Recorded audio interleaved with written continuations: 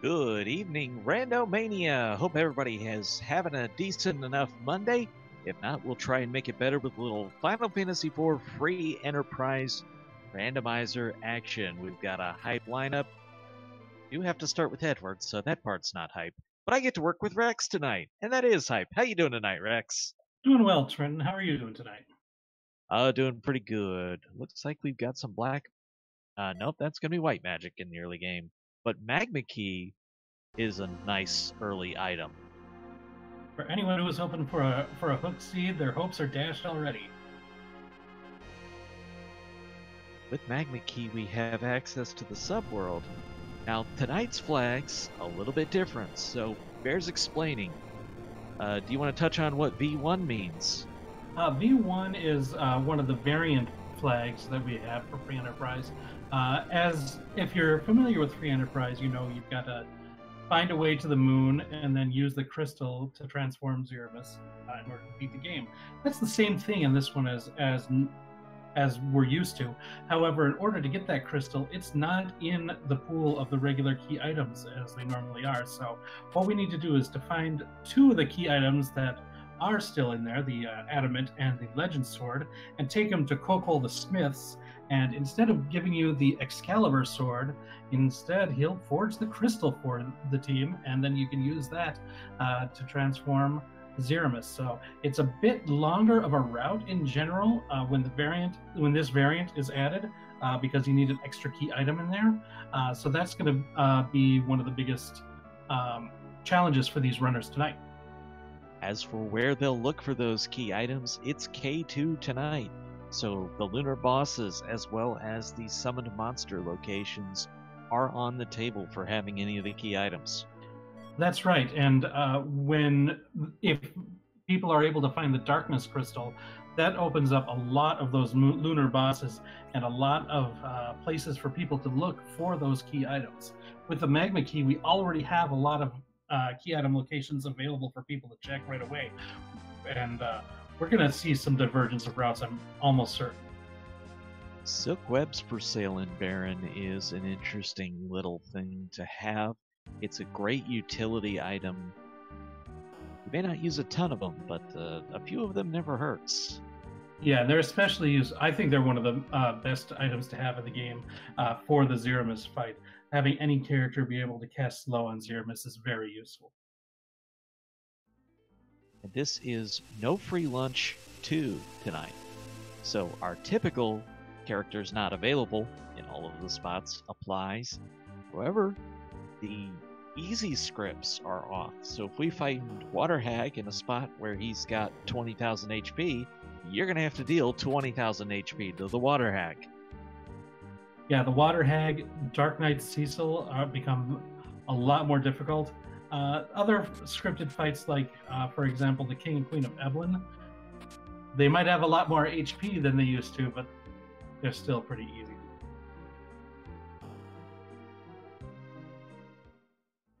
A little bit of exploration in the world. One of the runners, PMA, has decided to open up the access to the subworld. You can get to a free key item at Summon Monsters, but it looks like the play is first going to be go talk to Yang. This is interesting because I believe the play is open up 2 item spots when you defend Fabul instead of just 1. Right, and I've seen on a lot. There's quite a bit of runners when they do have this early magma key access try to do that because in this case they may end up having to double dip in the Sylph Cave, but you're saving 1 trip to Fabul, so 6 of one, half dozen of the other. If any of these lead to those really important key items like the adamant, like the legend sword, like the darkness crystal, or the pass, which is added in with the flags today, is added in to the key item shuffle, then it'll definitely be something that can pay off. Well, this ends up being a great early find for Schmitty. Going up to Mount Hobbs finds Kane is here with a Blizzard Spear and Aegis Shield already in the bank. Kane's going to be a powerhouse in this early game. Yeah, these T3 flags, getting good items to equip is not always, well, is usually pretty easy, but if you get the characters that can use them, That's the key. And Kane can be equipped with a lot of great equipment. Yes, he can. PMA giving us a look to see that Gaia drums and was that Moon Veils or Star Veils are for sale here. I missed that, but they're both very good. Yeah, you're going to want a couple of whatever it is, and it is Moon Veils, so that is the higher one, but only able to afford one right now. They're expensive. Yeah, they're expensive, but they're worth it. That wall that they give is useful against quite a lot of bosses. Both Veils can do that, but the added physical evade that's granted by the Moon Veils can also be useful if you've got a very high physical attack bot, say in like the Rubicante spot or the Ashura spot the FD. It looked like what a that was find for PMA. dark. It was the Legend Sword in the Rat Tail chest. That's huge. I also saw it looks like PMA did go down to check the bosses at the bottom of the Land of Summon Monsters and saw. I couldn't make out both of them. I think it was Ashura at the Leviathan spot and Dark Knight Cecil in the Ashura spot. And Dark Knight Cecil in the Ashura spot is a very difficult boss. Well, either one of those spots is a really rough one to find Dark Knight Cecil in. Obviously, at this point, you're not going to be able to take those on, but there's certain ones you might see and think, okay, level 30, I probably got this. Others, you're going to say, maybe I want 40. Yeah, absolutely. And it's just good knowledge. Like, know what you're up against. Like, how much of a priority am I going to make on checking out these bosses before I might check out some lunar bosses or something like that? And the difficulty of those would definitely influence that decision. They also found a Zeus Gauntlet down at the bottom of the Land of Summon Monsters.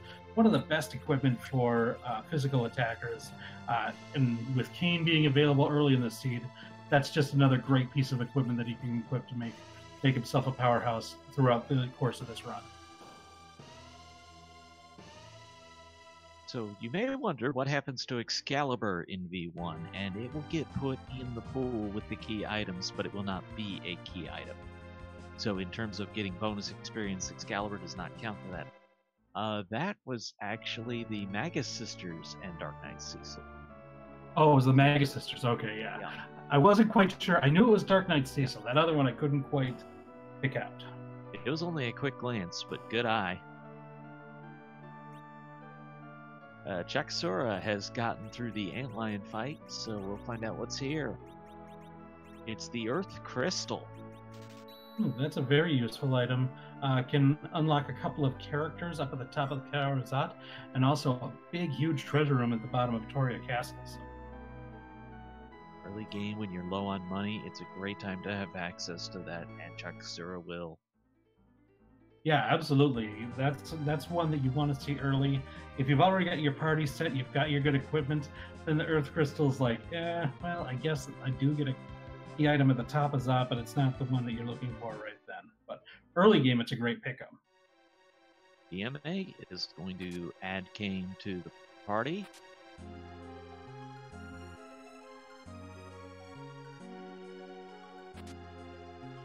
This is a good spot to check early on when you're playing No Free Lunch, because it's just the one fight to get a character. It's generally pretty quick and generally a pretty easy fight.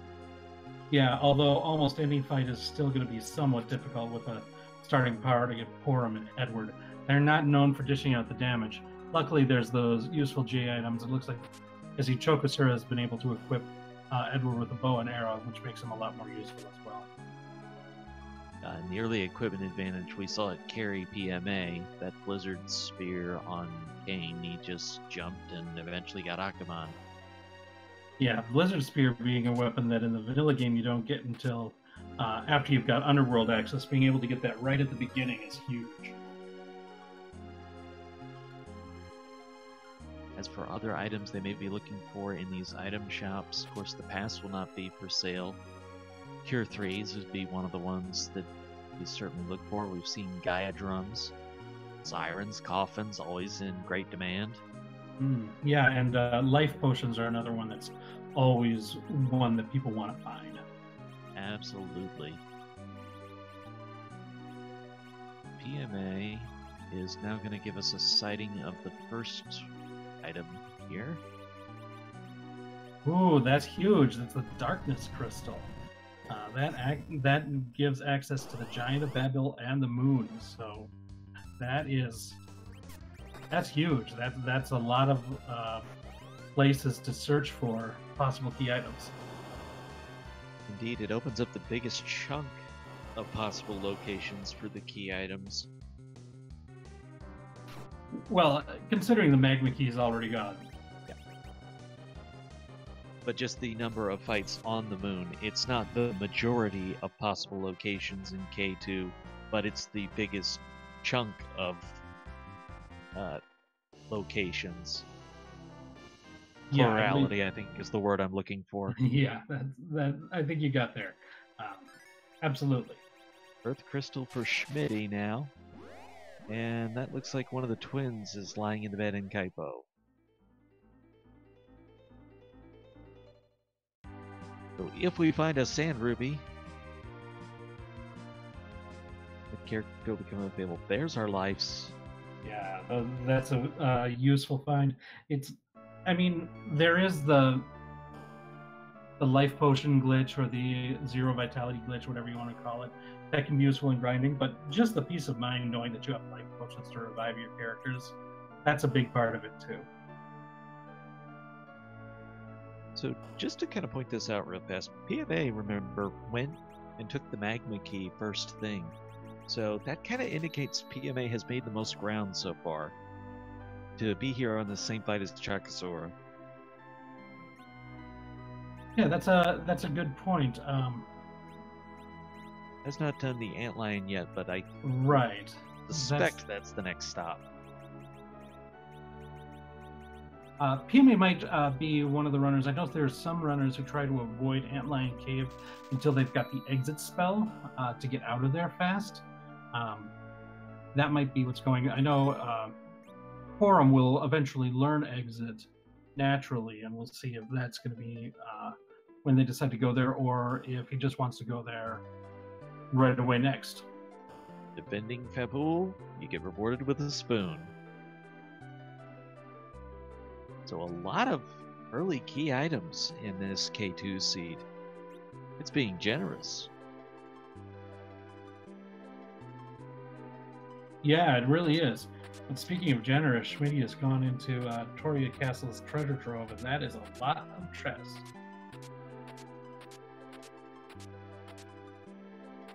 A lot of really good equipment I saw in there. I saw a silent staff among them, a sorcerer robe. These are really good pieces of equipment for magic users, and Porum in particular right now. Especially with that silent staff. We don't know where Asura is yet, but odds are in a K2 you better plan on fighting her, and silent staff is not a bad thing to have to do it with. That being because it'll attack on her elements, so she's weak to it. And not to mention, it's a huge boost to the white magic staff for Porum as well.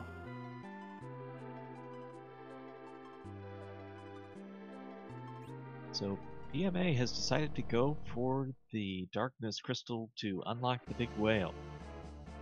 Yeah, this is a nice early play.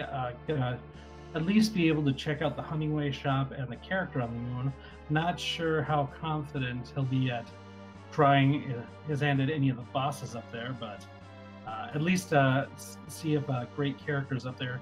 Like if Edge is the character up on the moon, that could be a huge boost to the offensive capabilities of the party early in the game. With the C1 flag, not only are the characters randomized, but Edward and Fasoya end up in a little bit harder spot to get to. For example, they're not going to be at Mount Hobbs. So definitely more likely to be on the moon, especially with the information we've seen so far. Yeah, and Schmitty is also climbing up the Tower of Zot right now, so we're going to see a first peek at the boss of the Magus Sister spot. And that's the Fabul Gauntlet. That's the Fabul Gauntlet there, yeah. Multiple. If it was Waterhag, it would have only been one. But as soon as you see multiple, it narrows down what it is. This is non-trivial. Yeah, we see a reset there. Yeah. Even though we're used to that being an easy fight, It's just the levels are really low here. If you were a little bit higher, you could definitely get past them. Yeah, it looks Do like what you may, Schmitty's going for a heal just for giving this another try, equipping up that silent staff, that sorcerer robe, and even a ninja helmet on Porum, so she'll be a lot more formidable now. What a shop at Hummingway. Sirens, Stardusts, Starveils. Yeah, that is a good selection of items to buy. So this is going to be a big boost for PMA in the early part of this game. Gave you the link in chat for our runners. Please show them some love. It takes a lot to be willing to go out there and put your gameplay out for everybody's viewing. Well, looks like the Bevel Gauntlet not hitting that hard, so maybe being at full life, Schmitty's got something here. You'll get experience as you go, so the levels could be nice as well. Yeah, just make Kane hit that much harder. Ooh, got a little bit of a disappointing character on the moon for PMA with Tella, but after the shop, it doesn't. It's still a good thing that he went up to the moon. It's a good trip. The other thing it sets up, though, is with the Darkness Crystal, Tella can absolutely do the grind fight for you with Weak once he learns his spells. That is a good point. That does require completing Mount Ordeals, which some runners are loath to do, but when you have Tella, that is a definite much more incentive to complete that.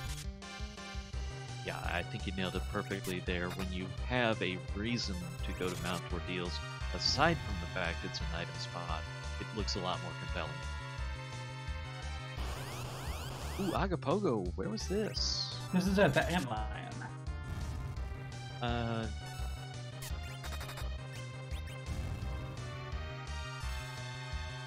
You sure this isn't Waterfall? I could be mistaken, but I've seen multiple people take this on, and that's why I thought. Okay, Yeah, I apologize. I just had missed the fight. My bad. It's okay. It's all good. Blurry has the Earth Crystal. And Schmitty defeating the Gargoyle. Luckily found a heal potion drop. That's going to happen every time. I know, but I like to call it out sometimes. Oh, okay. Hey, anything you got in your arsenal right now is going to be welcome. But yeah, Schmitty, after resetting, healing up, was able to do a lot of damage against this fight. And is almost through it. And soon we'll find out what characters are here. And since we've seen Tella, the odds of an Edge or Fusoya are pretty high. It looks like Yang is the character in the Baron Inn, and Ashura as the early boss is the welcome sight. Ashura can be tough in some spots, but the first fight in Baron Inn is one of the easier spots in the game, and so seeing a potential really tough boss there is going to be a relief for the runners. Only a couple hundred hit points, and Kane will certainly jump for that. Yeah. Schmitty's almost through the gauntlet. PMA has come to do the Antlion fight, rewarded with the Earth Crystal. And you see PMA now having Tella in the party has access to a character who can use exits, so we'll be able to get out of there a lot faster. It's like Mylon Z, the second character in the Baron Inn, or second boss, not a character. Although, if you could recruit Mylon Z to your team, that might not be all that bad. Would be an interesting sight. Tella's early game magic is actually very good on the white magic side. He's got the big cure 2, he's got the exit, he's got heal, and he's got life. And as far as early game goes, that's pretty powerful. Yeah, that's nice. His stats are pretty low, but with a lot of the equipment that you can get in a T3, you can boost that up and make that cure 2 really good. I mean, at these levels, they're going to be good regardless, but... Looks like Schmitty finds Cecil as the first character. The rat tail is the item at Baron Inn. Well, once characters find the hook, we'll see if that's useful.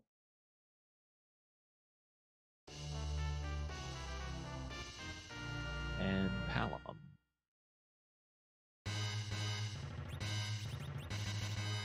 That is a welcome sight, except for the level right now. But we can work on the level. Yeah, it doesn't take a ton of fights to make Paladin useful. So. Well known for using Quake, but Virus will do quite nicely as well because you do get it first. And we are at the point where it's still early in the game. It might the possibility of using Twin is also on at this point as well. Absolutely, and that can get you through some rough fights. I would imagine that it could be useful in this fight specifically. Calabrina would be good, but Schmitty does have Stardust too, and those are also very good for this fight.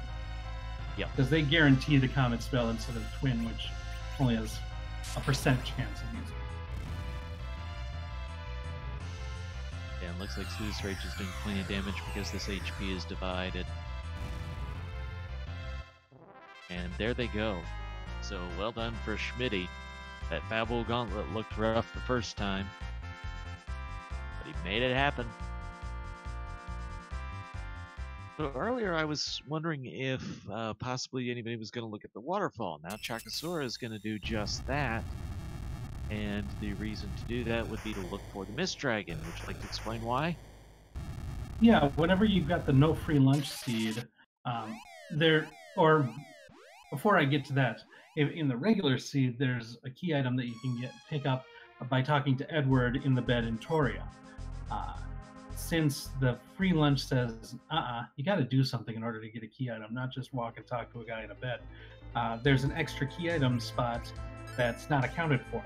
So what's been programmed into this game when using no free lunch is that whenever you find the Mist Dragon, wherever it's been shuffled to, and once you defeat it, you can go to the Village of Mist and collect a key item, or in K2, a potential key item from Rydia's Maw. Meanwhile, Tower of Zot, Nidivus Bahamut, which is a big difference in making Rydia useful. Yeah, absolutely. I don't. At this point, I think it would be unlikely that the character or the runners would take Rydia when they've already got Palom, but I guess I'd ditch Edward for her. Definitely going to be runner's preference, but I certainly think Rydia makes more sense than Edward. If it's Rydia and Palom. Well, yeah, and especially if you've got access to Bahamut. And Rydia versus Tella would be interesting depending on where you are and what you're planning to do. You don't want to take Rydia if you're planning to do a D-Machine grind later. Right, but in general, most situations when you go up to Zerus, you'd rather have Rydia than Tella. Yeah. However, if she's in a spot where you can leave her until after the grind, you could catch up her level pretty quickly. Schmitty's going to get the rat tail, as Chakasura's going to investigate what the Earth Crystal leads to. It's also worth noting that with Tella and Cecil both being relatively easy to acquire with what we've seen so far in the seed, I think Ordeals is more in play than normal because both of those characters are heavily incentivized for completing that Ordeals. We still lack the book, which would give us access to a character. We could defeat Giant of Babel for a character. Well, I don't think that's happening anytime soon. Probably not. Just running through possibilities. Baron Key has one. We've already seen the Sand Ruby as one of the twins, so that's our duplicate character for the seed, and we will not need them. And we saw Bacchus wines for sale in the town of Agart. That is a very useful item, casting the Berserk spell on somebody, and ooh man, that is very good for your frontline fighters on a lot of bosses, and especially Zeranos. Yeah, the other thing that's sneaky good about it is not only do you get the Berserk, but you don't lose the turn on the White Mage, so they can still do things like casting slow. Yeah, slow, heal, life 2, lots of great opportunities for the White Mage when your frontline fighter could be the one using Berserk on themselves.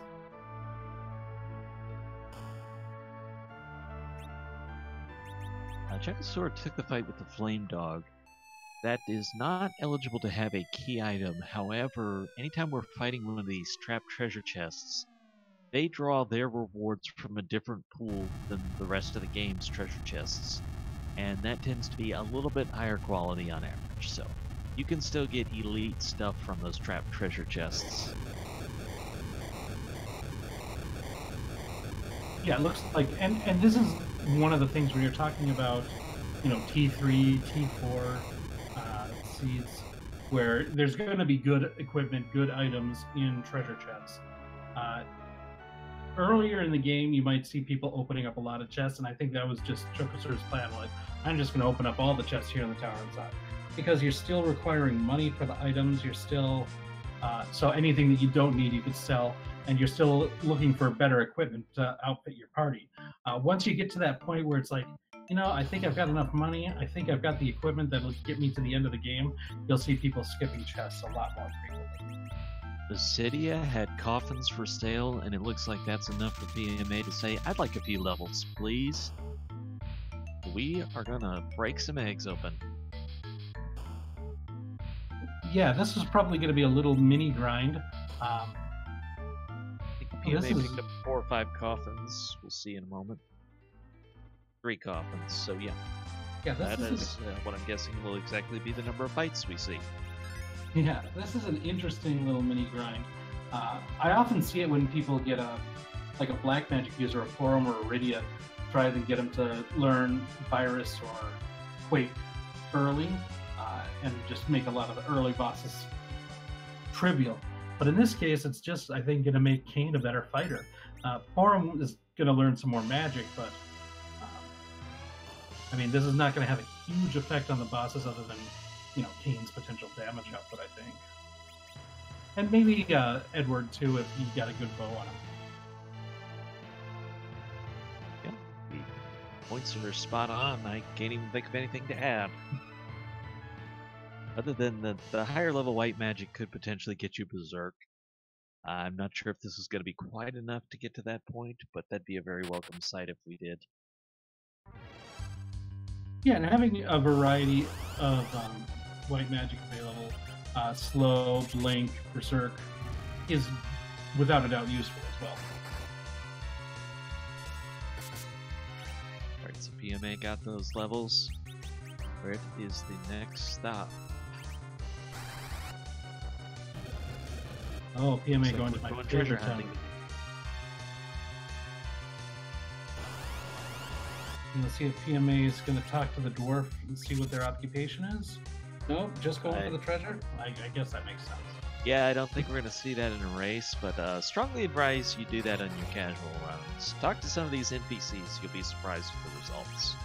Yeah, the whole reworking of the script of the NPC dialogue is absolutely fantastic, and wholeheartedly recommend a run where you don't worry about even completing the game, you just talk to all the NPCs. It'll be worth your time, trust me. So is people going to go to Dwarf Castle with that being the closest location? Maybe even if just scouting the fight if you don't take it. Well, at least going to do a heal up here, but we'll see if they do make that plunge trying to fight. That first boss can be difficult, and that might have been what PMA was gathering those levels for. We'll see that here. But no, it looks like going out might have gotten those levels for either Mount Ordeals or the Tower of Zot. Schmitty obtains the spoon. Ordeal will be very interesting now with the levels. Should be able to clear that out reasonably easy. Yeah, it looks like that is where PMA is headed.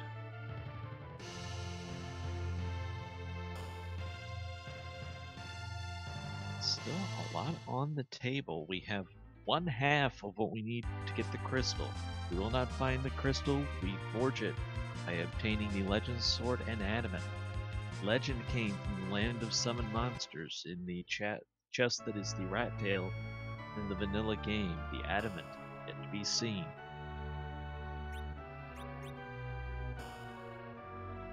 The Darkness Crystal also available, so we have our access to Zeramos. We have 2/3 of what we need to beat the game. if you discount the actual fighting power to defeat Zeramas. Right. The levels. Well, we found sirens. We found coffins. The grind is not. I mean, it's a little bit of time, but it's not going to be extremely difficult. We also have Tella and access to the giants, so a couple of varieties of grinds available to our runners. And there is Vivalis, which under these flags suggests this is probably not the hook.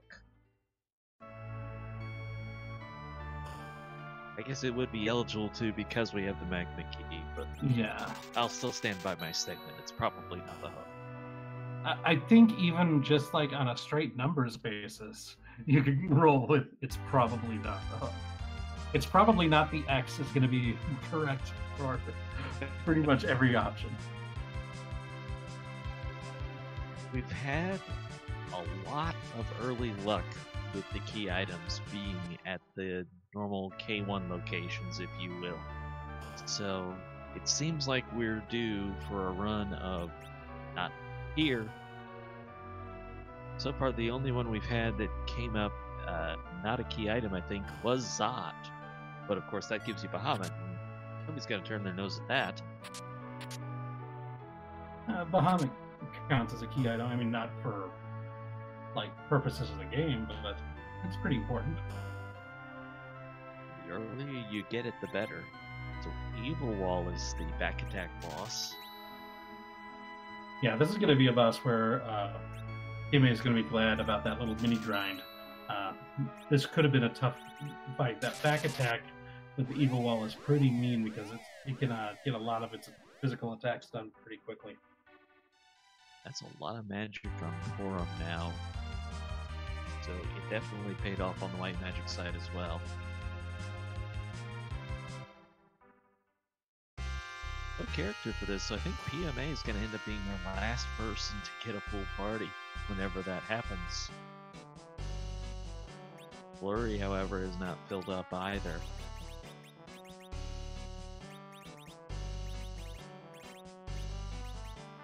Yeah, but Flurry, is, after fighting the Gauntlet here, will have access to Palom and Cecil, so we'll be having that full party very shortly.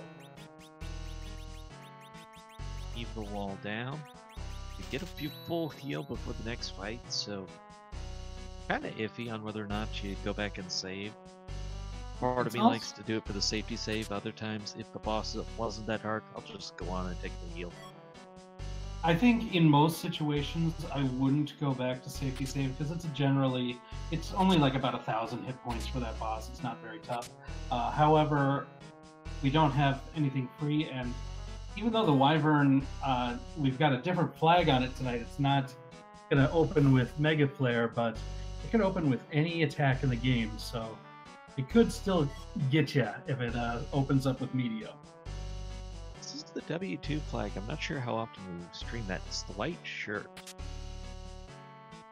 White shirt isn't a key item, but it is a very good piece of armor for him. Well, there's a boss that's worthy of safety saving. Oh, beautiful. Edward on the hide. Doesn't even matter. Kane one-shot the fight. Yeah, with that about 1,000 HP and the little mini grind that PMA did, that was no trouble at all. That will give a filled out spell list to Tella. A lot of useful stuff. And it looks like Chakasora. Well, with no Tella, this is strictly driven on the key item check plus Cecil being upgraded to Paladin. But still no Quake for Tella. He gets Virus. It's not all bad. Yeah, he does get Virus. That's good. And his white magic is actually quite good at this point.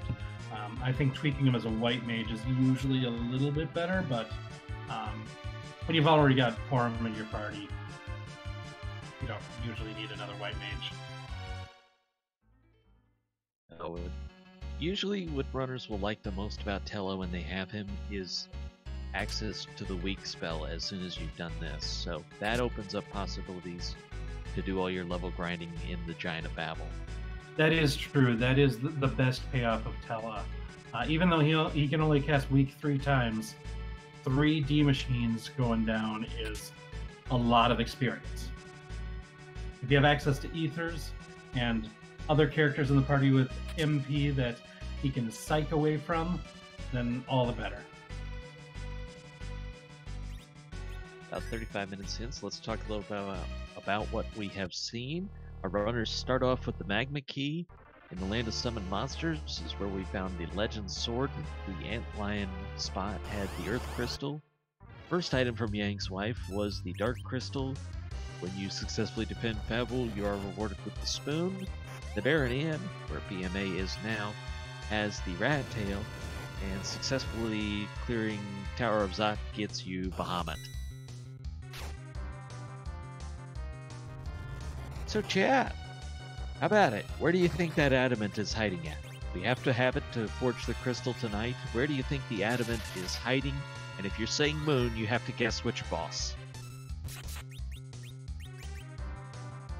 Yeah, is it going to be really easy and you can get it in Dwarf Cave, or is it going to be down at the Ogo spot?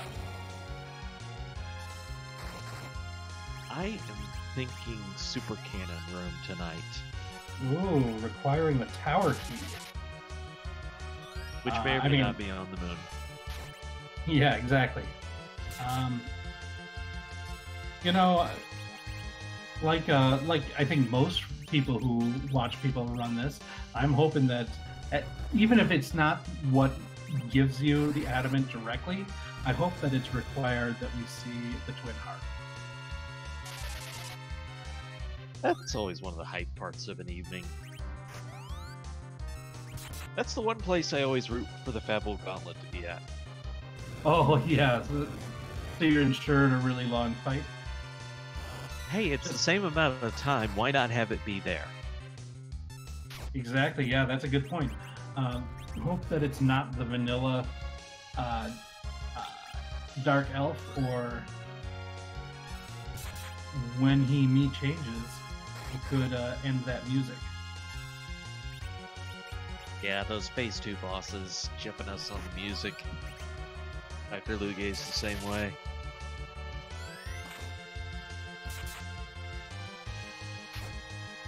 Yeah, at least both Dark Elf and Dr. Lugae grant us with great text. I mean, now the real fight is one of my favorites. Like, well, throughout the entire game we've been doing these fights, but last form of Dr. Lugae, now it's the real fight. Chakasora and Schmitty are working their way through Mount Ordeals to get Paladin. Cecil will unlock Telos spells. Has no impact on Vasoya because no Vasoya flags on. He'll just have all his spells if we ever find him. Yeah, it looks like PMA is now following what our other runners have done earlier, heading up the Tower of Zod. With the little mini grind that he did, it shouldn't be too tough. It'll still take that time to get through that Fable Gauntlet. It is always going to be slow, no matter how leveled up you are. That's true, but sometimes it can make a difference if you're one-shotting stuff. It'll also be nice for him to already have, like when he finds Cecil, he'll already be a paladin, so that'll be a lot more useful too. Where is Flurry going to head to next? Looks like following suit of our other runners and heading up Mount Ordeals. I don't know if we can call it high-fiving when there's 3 of them involved. High 15ing? I don't know about that one. Okay. But Chakasora gets past Plague. It's also a good spot for Plague to be in. Now we know he's out of the way and not going to be in one of the harder spots. Yeah, there's certain spots where, especially high HP spots, that you encounter early in the game, and Plague can be a nightmare in those places. Somewhere like Rubicant's location, if you're calling it Hookout, that is a nightmare for Plague to be at.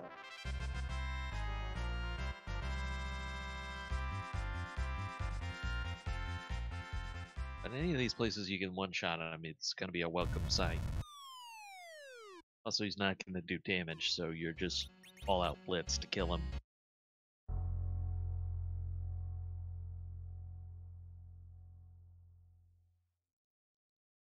Yeah, I think early game, one of the nastiest spots to run into Plague would actually be the fight before you fight him here. That back attack on Mount Ordeals.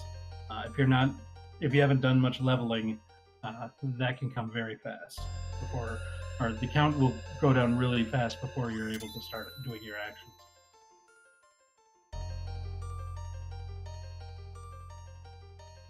All right, let's see where Chokosura heads next.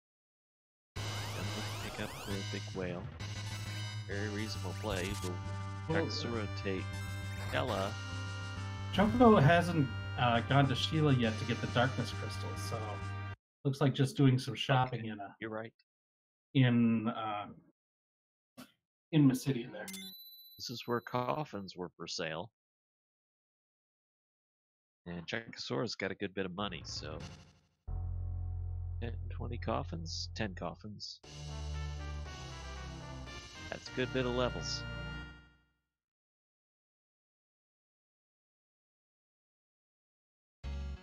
Will say it's worth noting, you'll do less grinding in K2 than you will K1. K1, you're more likely to get the items you need faster and then get some levels to catch up. K2, especially if you're diving the moon, you're probably going to get all the experience you need fighting along the way. Yeah, and that's why I think the strategy of doing a mini grind like PMA did is actually quite good because it gets you that little boost that you need in order to beat the bosses, and then you won't need to grind very much at the end. PMA is past the Pebble Gauntlet, and soon we'll have choices to make about the party.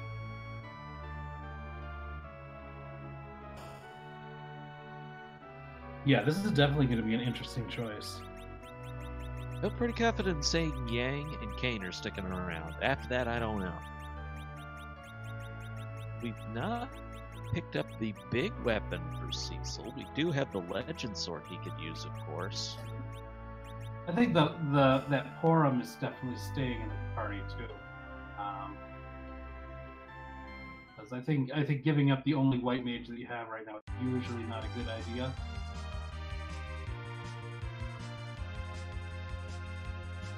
But other than that, I don't know what PMA's standard like character ranking is, what they prefer. And there goes Eddie. Cecil over Edward and probably over Tella? Tella? Yep. There goes Tella. I don't think there's any question you were going to take Paladin. It's a question of who's he coming in for. It's also not for sure that Cecil was going to come along. I think having access to sirens and,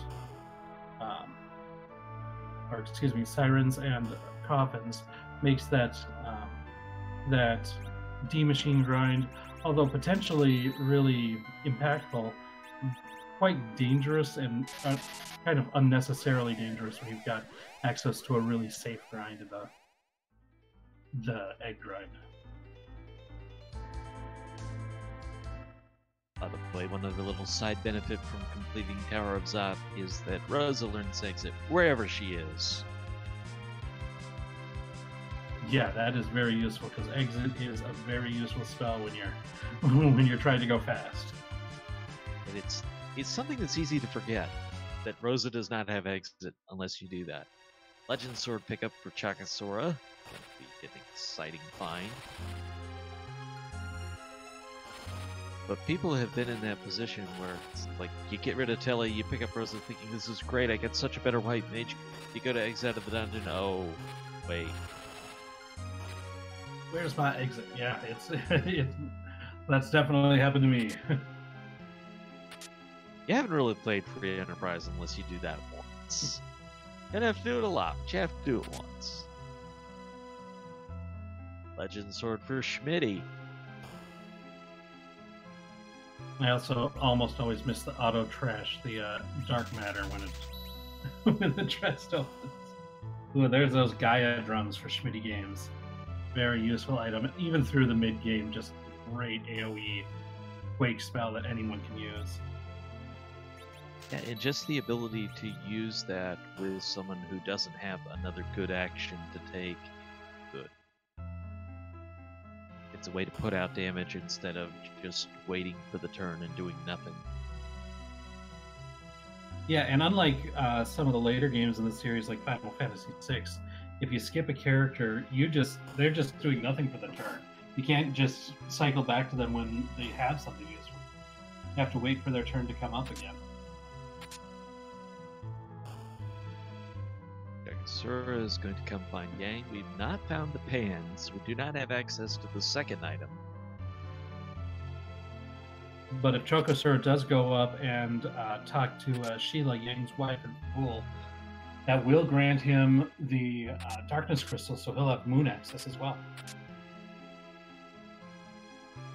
As far as potential progress points go now, we've got the boss at the top of Tower of Babel, and we have Dwarf Castle that we've not seen.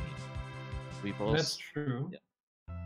And other than that, all roads lead to the moon. Well, there are also the Ashura and Leviathan spots, or the Magus Sister and Dark Knight Cecil spots, but those are pretty scary looking. I'm not sure how scary the Magus Sisters are going to be there, because all they throw is level 2 spells, which is the same as Leviathan does, and that's not particularly strong, but it still is a very high HP spot, if nothing else. And that's PMA fighting now the D-Lunars. Is that Dwarf Castle? That's the first boss at Dwarf Castle, which is ironic considering I just mentioned sometimes those J items are good for people who don't have another good action to take. Like Cecil, for example, because the last thing you want to do here is just swing that sword. This is a non-trivial spot, and he hasn't leveled up this party too much yet. Yeah, there's a couple characters that he's leveled up, but the party as a whole, this is the first, or one of the first things that we're seeing out of Cecil here, so.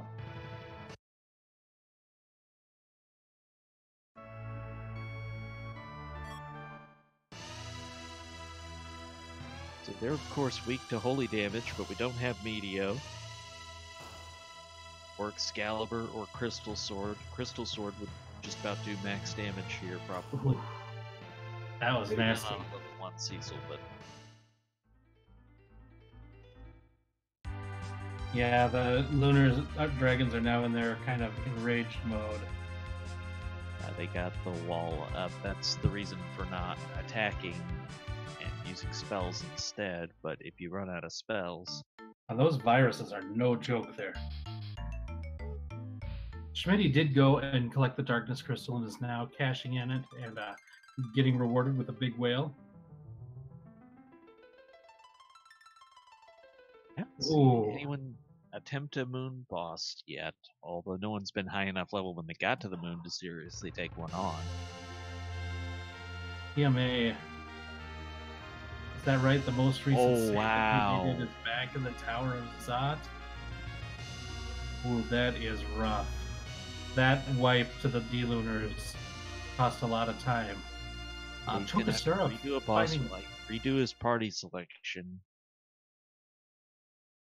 Chokosura fighting Life 3s. I believe this is the Dwarf Castle item shop. Very nice find there.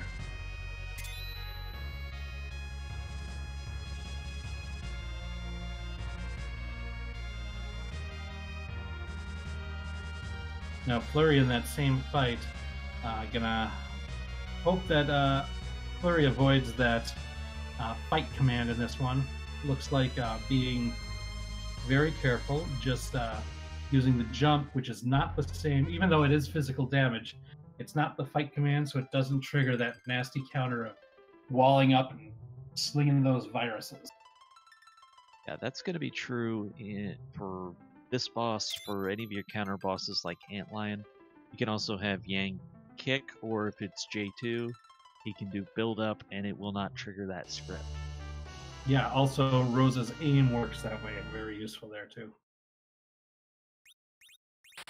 The Lunar 1 is down. Here's a use for those Cure 3 potions found in Dwarf Castle. Since the D-Lunars are undead, they can do quite a bit of damage to them. Interesting that PMA this time did not take Palom, has kept Tella. Yeah, I wonder if the fact that PMA knows about those D lunars now wants the bigger spell selection earlier from that Tela gives you to help take down those bosses. That Fire 3 would be a very welcome addition to the fight. Absolutely. Flurry has basically done this fight fueled largely by Fire 2. Schmitty going to the moon looks like going to the lunar path.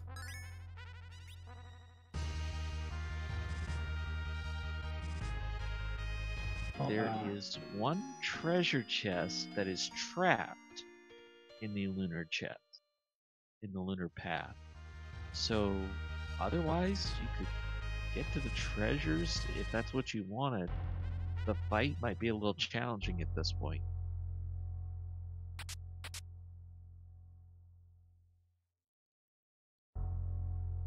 Or maybe he's thinking that he's in range to do that fight and wants it. Well, I found the trap chest. It does have the hourglasses. Oh, we have Fasoya. Oh, that's the reward for Dwarf Castle, huh?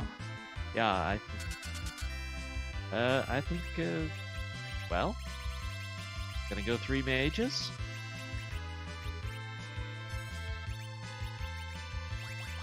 Palom? I thought Palom was the play there. This is gonna be all the black magic. It's Wyvern! Oh, Wyvern! What's the opening? Demolish. Oh my, right for... There goes Lucia. Wow. And walls won't do you any good at this point because he's going to start reflecting nukes, so you just got to be able to kill him.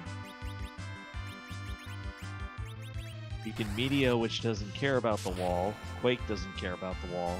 Yeah, and this is the second fight here. It's not... This isn't a huge HP spot, so this should be doable for Flurry and for Choco, who is going to be entering that fight shortly as well. PMA finally getting back into the Dwarf Castle as well. I think PMA is actually going to feel pretty good about the pickup of the Soya here. Already having made the decision to take Tela, now you'll replace Tela with the Soya. Yeah, Fusoya is just like a better Tela in a lot of respects. Alright, so Schmitty is getting through this fight. And yeah, it looks like he's doing life potions as well, so this is the chance to get a lot of experience.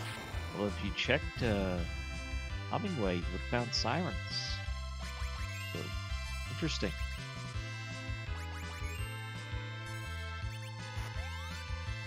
It makes me think that perhaps Schmitty's plan is to not leave the moon.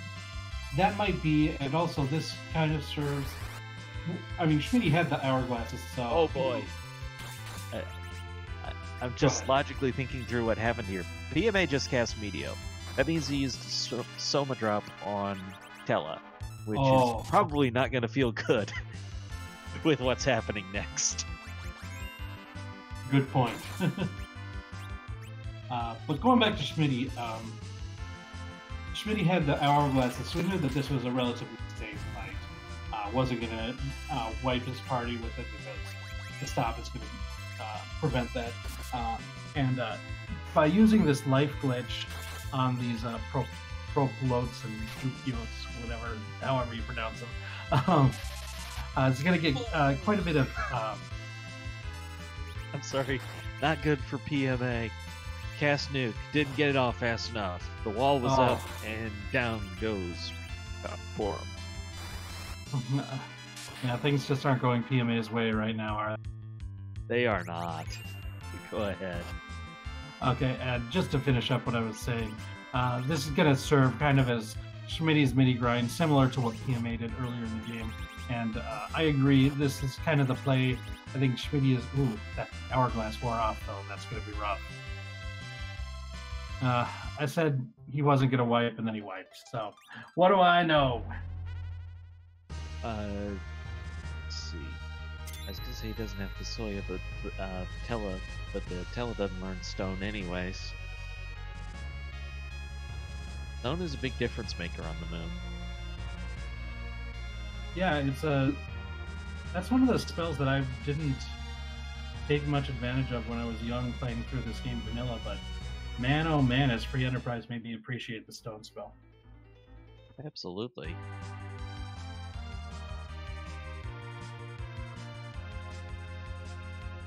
There is CPU in place of Dr. Luge as Flurry has scaled the tower. A bold Yeah. play without the tower key is not something a lot of people are comfortable doing. So, anytime you do something like that, it has the potential to pay off. Yeah, this is definitely something that a lot of racers aren't going to check early, but could pay off if this turns out to be the adamant that's given as the reward here. Then Flurry is going to be in a huge advantage over her other featured runners tonight. A good time to have Fusoya because I mentioned earlier, media don't care about a wall. Yeah, but the CPU might have more than that 990 HP, and if the two make out that first number.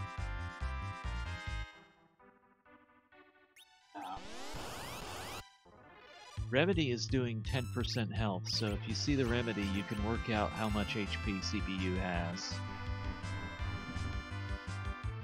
And hopefully Flurry took note of it and can adjust accordingly.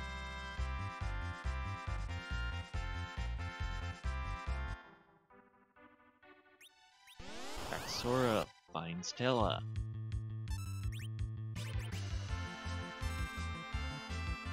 And says, no thank you, I have Fusoya. Good day, sir.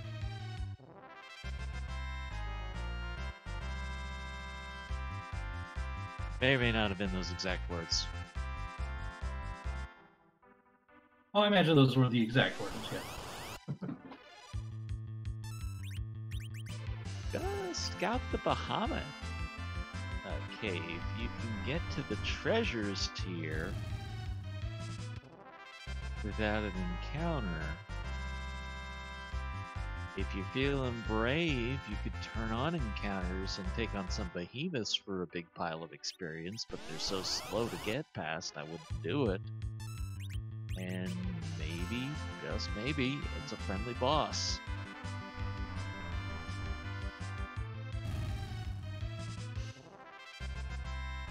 Also, I feel like this seed teased us a little bit with that early Bahamut. Okay. Ooh, this is a risk.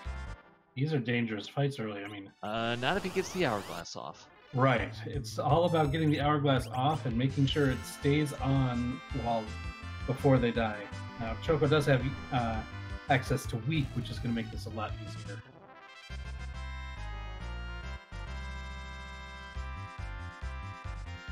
Yeah, if you're gonna do the life potion glitch, it's usually good to have them in one of the first two spots so that you can queue them up faster. But getting credit for killing 3 of the King Ryus is very nice. This is going to be worth a lot of experience.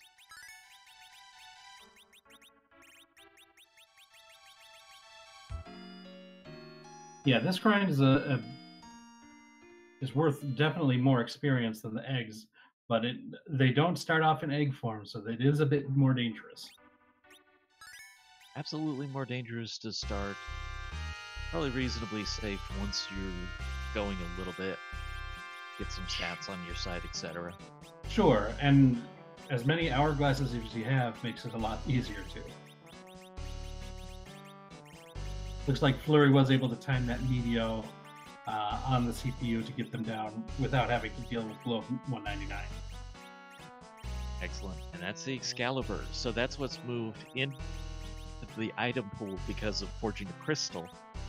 It's a good thing for Palin and Cecil, but it is not one of our key items, and it is not the adamant that we're searching for.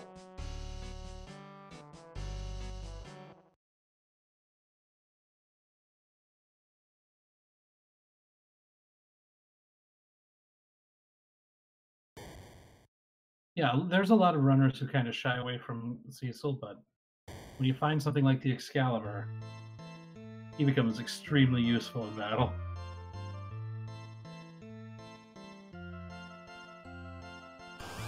Excalibur is a fine weapon that'll do a lot of damage. Especially like if you had it at the D-Lunar fight, it would be fantastic. Oh yeah.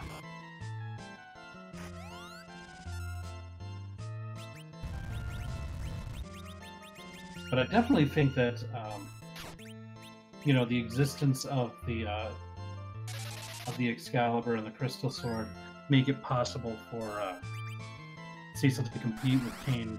Other than that, their equipment draw is very similar, and Kane is more flexible with the jump. I mean, yeah, Cecil has some of that low level white metal magic. That's not too big of a deal.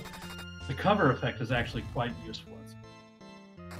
And I just want to say a big heads up to Chakasora, or Tip of the Cap, or whatever you want to call it, with the knowledge of where to go for those King Ryus. I know you could get them there, and that's a good location that's easy to get to. Chokasura challenging the Antlion at the top, or in the Bahamut spot. And Antlion is not going to be a pushover here. Well, do you have in your inventory a Moon Veil? Yeah, that would be extremely useful here. Oh, and there goes the Moon Veil. Okay, so this fight is won, and it's just a question of time now.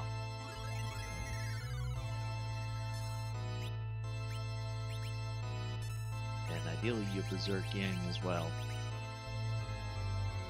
So this being K2, this is an eligible spot for a key item to be. We will see what happens.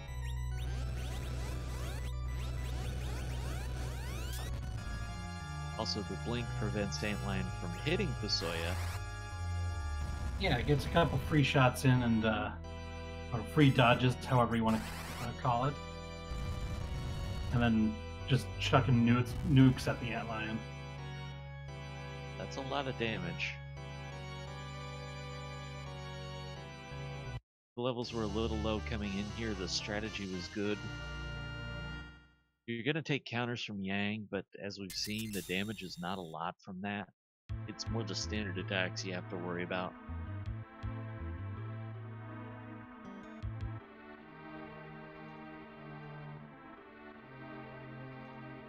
One of the Quake, now not enough magic points left over for more nukes. Yeah, this is where it's going to be tough. Was it Yang? Yeah, Yang's got the Moon Veil on, so Moon he can't lose this fight. But actually, counter won't happen. Yes, it will. Right. Never mind. It's still reasonably low risk. And when in doubt, you could just resort to kicking. Yeah, I suppose you could nickel and dime with those kicks.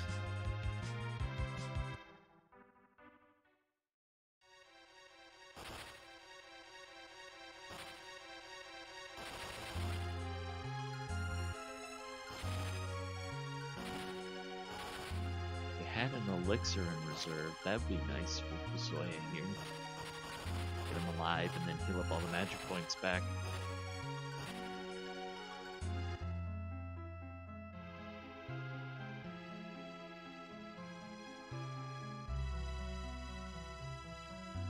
The one thing about the counter damage is it does prevent the idea I was thinking of earlier of putting Berserk on Yang. Because while the normal attacks won't get you, the counters eventually could. Right.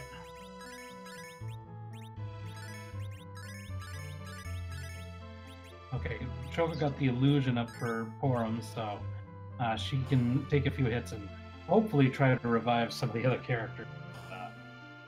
Maybe get some more damage being done. We can get Kane up in the air jumping again. Oof. That Antlion is so fast, though. Chakasora has a lot of damage into this fight already. Schmitty is going up against Dark Knight Tistoli's Shura spot. This could be a dangerous fight, too. I hope you know that yes, okay. That it's no free lunch 2 instead of no free lunch 1, because that makes a world of difference. Yeah. Schmitty now. You do have to defeat that That is a tough boss.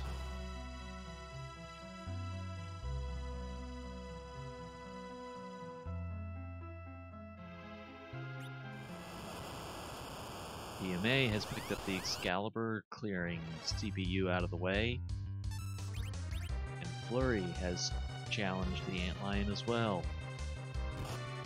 Alright, so now Schmitty is trying the other boss at the bottom of the Land of Summon Monsters, the Mega Sisters. It's probably go a little bit better, especially to the extent that their spells go on Fasoya, who's got better magic defense. Yeah, and the fact that it's second level spells, not third level spells that they sling out, makes us a lot more survivable. And 2 casters of Quake. Yeah, that's also good. Looks like Schmitty is set up pretty well for this one.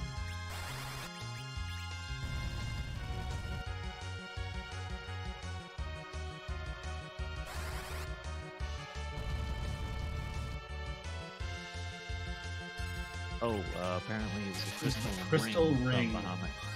Yeah. That's a tease. But we won't find the crystal from one of these. This is V1, so we have to find the adamant. Chat asks if we've seen the demist. Is our go mode item. Chat asks if we've seen the demist, and we have not seen it yet. We do know it's not on. It's not in its vanilla location. It's not in the waterfall. Those spots were checked. And they bear mention since you have no other reason to go there.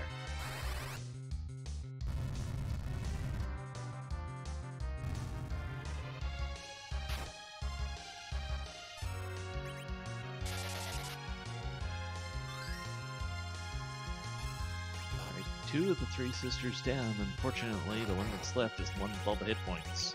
Yeah, I think sometimes people avoid using Quake or AoE in general on the Mega Sisters because of that, but they're not delta attacking when the other 2 sisters are down, so I think it's a good strategy.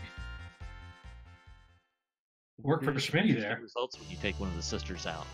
Yeah. There it is. What a play for Schmitty. It's the adamant. It's go mode. In go mode. Must be a relief that he doesn't have to kill Dark Knight Cecil there. And what a spot for it to be in. Maybe one of the least likely checks in K2.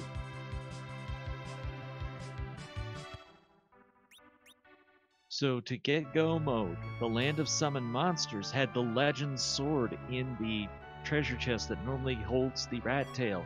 You had to beat the Leviathan spot with the Magnus Sisters to get the Adamant. The Dark Crystal was the first item from Sheila 1. All the action was in the underground today. All the action was available right at the beginning since the Magma Key was the first key item that was given to us in the game. So as soon as you had a party that could defeat the Magus Sisters, you had everything that you needed.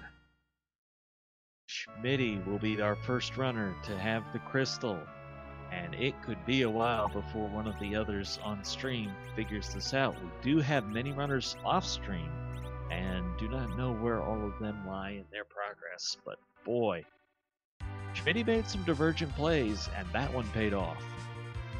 Yeah, we haven't seen a finish yet in this race, even from our off-camera runners, but ooh, PMA now heading back to the Land of Summon Monsters. Probably going to be trekking those bosses now. So PMA could be pretty close behind Schmitty.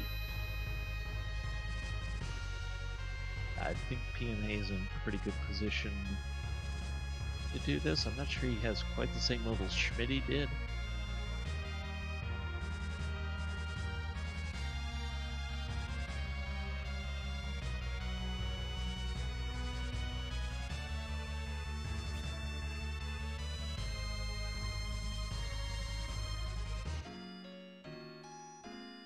Question then is, where will Schmitty go to get the levels? You could go to the D machine, you could go to the moon, go back to the sirens. But with Darkness Crystal, many will favor the D machine grind. But Schmitty's got to walk it down anyways without the pass, so that might lead you to the moon a little bit more.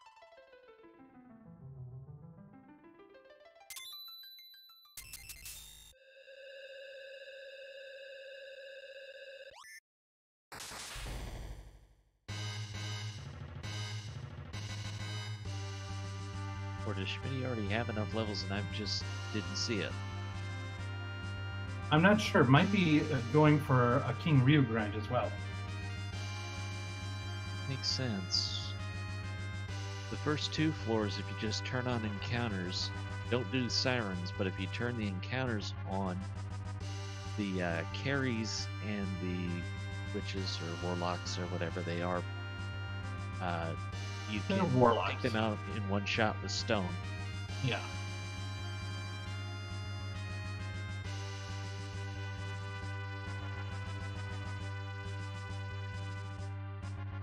Just going right by all these treasure chests. Some of them will be guarded ones. Monster in a box.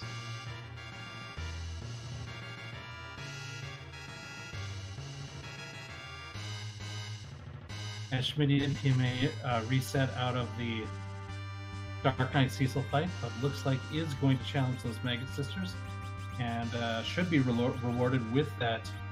Oh no, it's going back to Dark Knight Cecil. Going to give it another shot. I'm not sure about this play. I wish Schmitty is taking on those King Ryus. It's interesting. Let's also talk a little bit about this party composition. EMA, I would say, has the better composition for the final boss. Schmitty had a better one for getting through the Magus Sisters, however. Good point. But as long as Schmitty is comfortable doing a reflect strategy, this could still be a very successful fight against Erebus. A little late on getting that first life potion glitch on the King Ryu fight, but move the life potion up in the inventory so it'll be easier on the subsequent battles. Chakasura finds the pan and finds the pink tail. We are still hookless, though. We still never found the twin harp. Yeah, we had our pre-game meeting and coordinating on what we were going to do for the twin harp, and then of course we don't find it. Oh, bringing back the curtain on. Yeah, we had pre-game meeting. Also, no hook, so no character spot there, which is very likely to be Edge, either there or Giant of Babel. Could also be Baron Castle. Here's the Yang fight.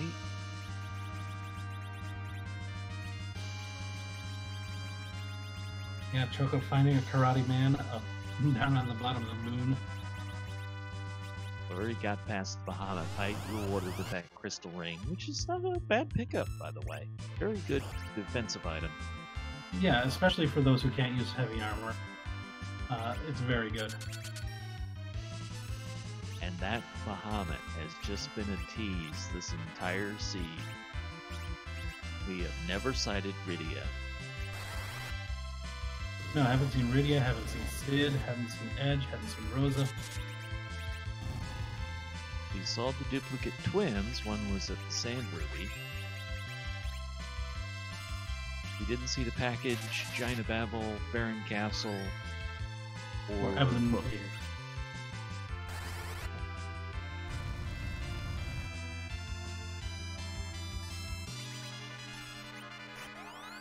Amazing how those floating dragons are susceptible to Quake, isn't it? Yeah, well, you can hit the floating CPU with Quake too, so. This is true.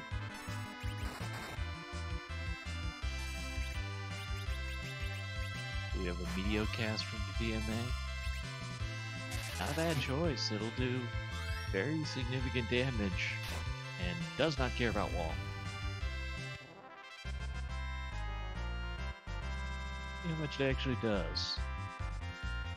So 9300, you probably had to cast Quake 3 times to outdo that Meteor damage. That's a lot of damage. the package obtained for Chakasora, that 10 items.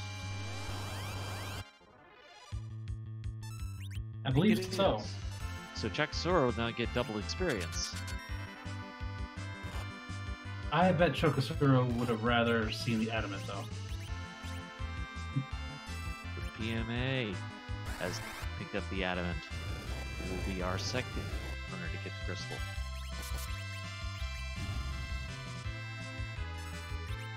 Schmitty is clearly closer, being already on the moon, doing the grind. I think PMA in the retrospect of the seed is just going to be happy to have made that play. Because it's very easy to take the moon bait and say by far the most spots still available was here on the moon. Yeah, absolutely. But I think, like, somebody like Choco or some of the other runners who check those bosses there will remember the Dark Knight Cecil being down there. And Dark Knight Cecil in that Ashura spot is extremely difficult. But might forget about the Maga Sisters there, which are very beatable.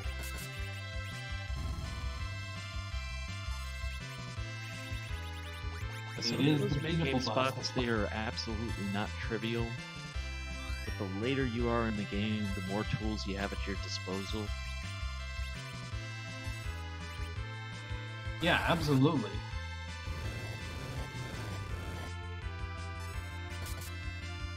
Chakasora are going to start working on these lunar bosses from the top. It's Bahamut. Yeah, at this point of the game, Bahamut's not going to be too much of a deal. They can definitely get walls up before Bahamut would use the Mega Flare, but I'm probably going to be able to destroy Bahamut before that even happens. So a synchronized level grind here, although Flurry doing it without the crystal. Well, before you get the crystal, after you get the crystal, you're still going to have to grind. And if you grind before you have the crystal, any other bosses you fight are going to be that much easier. That is true, but one of the reasons people don't like to do that is you don't know how many levels you need from the grind until after you're in go mode. That is absolutely true.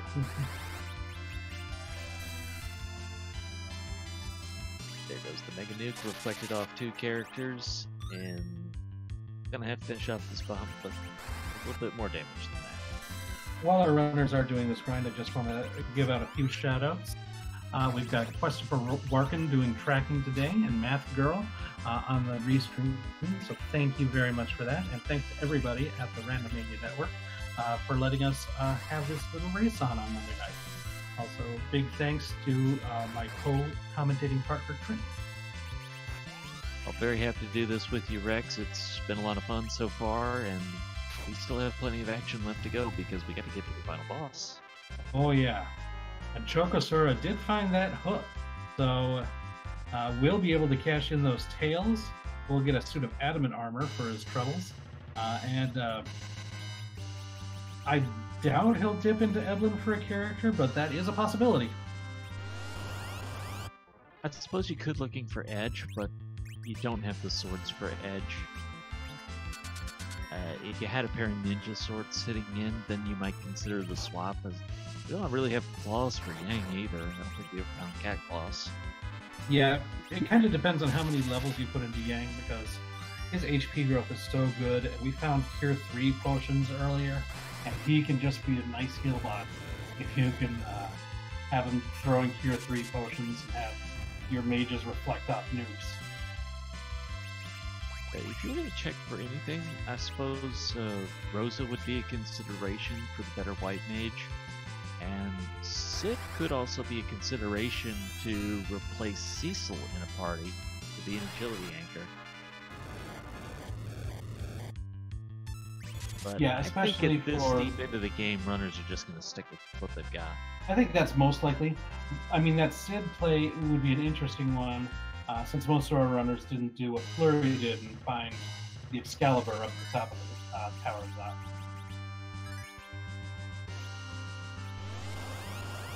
Excalibur was, yeah, Oh, Tower, Tower of Tower of Babel. Babel, so only 2 of our runners have seen that.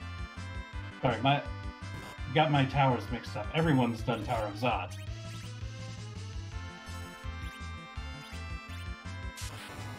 Zod gave us Bahamut, which just proved to be a big tease. Yeah, without Rydia, Bahamut is... Well, you could sell it for a decent amount of money. Here's Odin hanging out on the moon. Yeah, with access to higher level lightning spells, should be able to go down relatively quick. Yeah, there goes the Lit 3. A tale of 2 different grinds. The King Ryus are worth a lot more experience than the eggs are. The eggs have the advantage of being faster and a whole lot safer when you're starting. You can come in against level 1 against an egg, and if you have a coffin, you're winning the fight. Yes. I know that you can oftentimes see people doing an egg grind immediately after something like summon monsters or still for you. Step out on the damage tile, all your characters are at 1 HP, and you're like, well, I'm not going to die. This time on the moon, it is a better spear for Kane. The Pew Pew spear itself. Yeah, Gungnir Spear is an okay spear. I think we're running around with Blizzard Spear right now, so would be a definite upgrade. Yeah, if there hasn't been an upgrade since the Blizzard Spear, then yeah, that would be a definite upgrade. I think that upgrades the defense of Kane as well. Or am I mixing up my spears now? It's entirely possible. I wouldn't argue it one way or the other.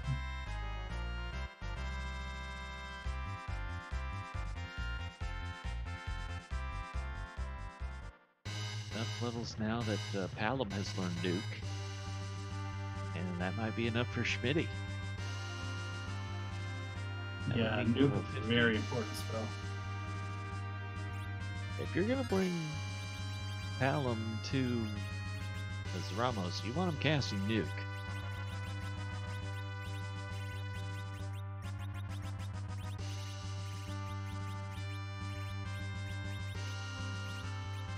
Yeah, it looks like tweaking Forum now to have as much magic defense as possible for the Zeramis fight. Since all of Zeramis' attacks are magic based, having the most magic defense as possible is going to be the key to survivability. Drexura has found the Darktail fight in what should be the last fight of the moon.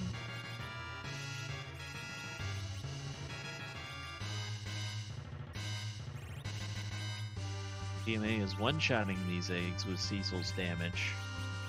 We don't need no coffins. All we need to do is deal 1800 damage. I think that's the last siren.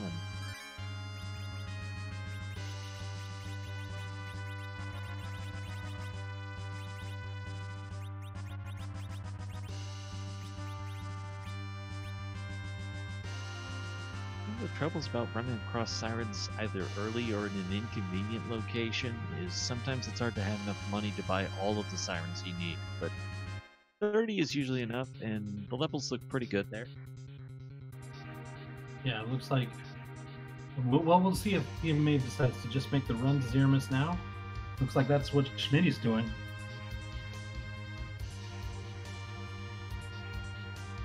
No more King Ryus to fight. We just have one boss that we don't know what it's going to look like once they use the crystal. Boardface started a trend from the beginning of this randomizer, giving us the Z flag, which lets us do a different sprite in place of Zoramos. Now, under the hood, the mechanics of the fight will be the same. It is always the same boss fight here, but image that we see will vary. As I said, Boardface started the trend, but Scala Kitty, the wonderful, the great Scala Kitty, best evil laugh in the business, has added a bunch of Zoramos sprites, so we're over 250 of them available now. Lots of hype for this part of the game. And for Schmitty, our first runner on stream, to reach this point.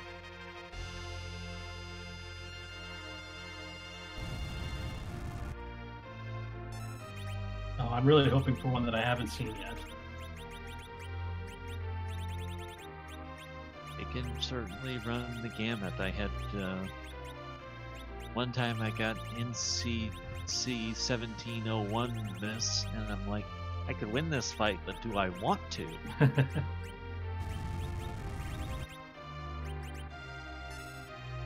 Committee taking this time to arrange the inventory how he wants to.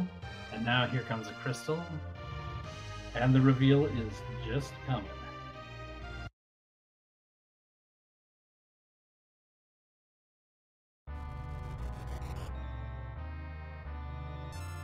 Well, that's a thing. Wow, he is large. Very.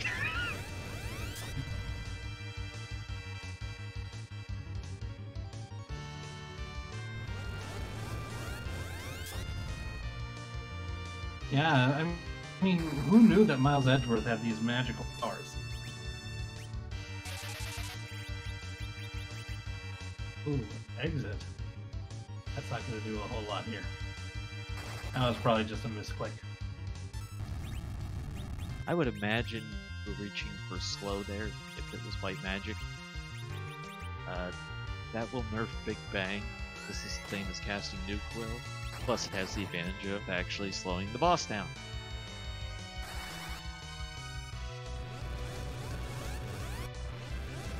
Alright, Schmitty got a Star Veil on Palom and now is reflecting nukes. This is going to do a lot of damage to Edgemus here without triggering counter nukes. So it can be done for many, many times. And just like that, we have our first place finisher. Kobe I has finished in first place off stream. So a GG. You certainly earned it in this seed. This was not the easiest path to figure out. Could have been done earlier if you were willing to put the work in, but I took some bravery. Kobahi. I said that wrong. Yeah, GG's to Kobahi for sure.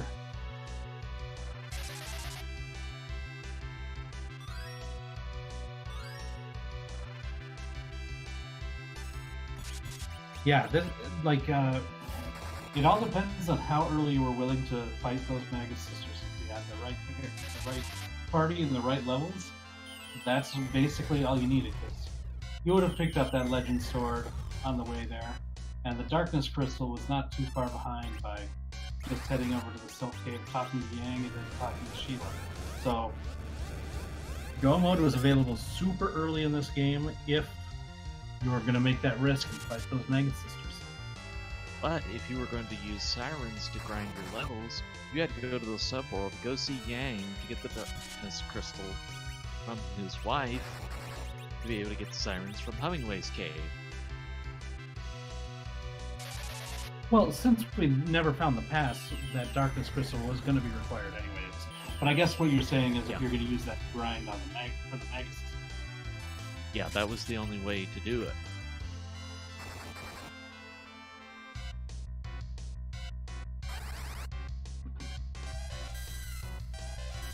Having a good, clean fight here for Schmitty is just killing it.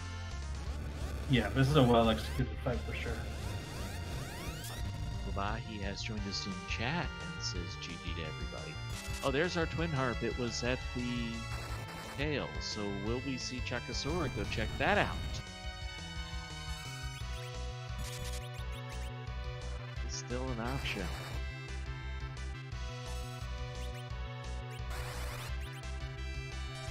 This is an easy place to put out of your mind when you have to go somewhere else and think, oh, I need to go back there later when I'm a higher level.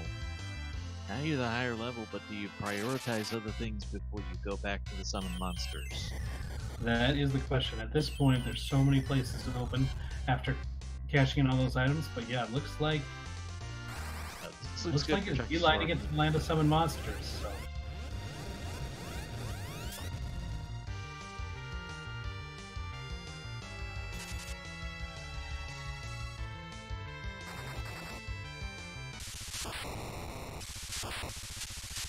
Yeah, it looked good because with no tower key, I wouldn't think that was the play. You could turn in the pan, that's only one item. But that's a GG for Schmitty. Chat, let's see the GGs. yeah, big flash, well executed Zeramus fight for sure. And that's a second place for Schmitty. Very good job tonight. GG is. Second place, very well done. We also got some remarks from Kobahi, who said, to be fair, didn't think I was going to win that. It was like 14 minutes before I killed a single boss. Now it's about killing the bosses as fast as possible, but So long as you kill Zeramus first, that's all that matters. And now PMA is going to be on the fight. Jaxora has gone to the right location. Just has to get by the Magus Sisters.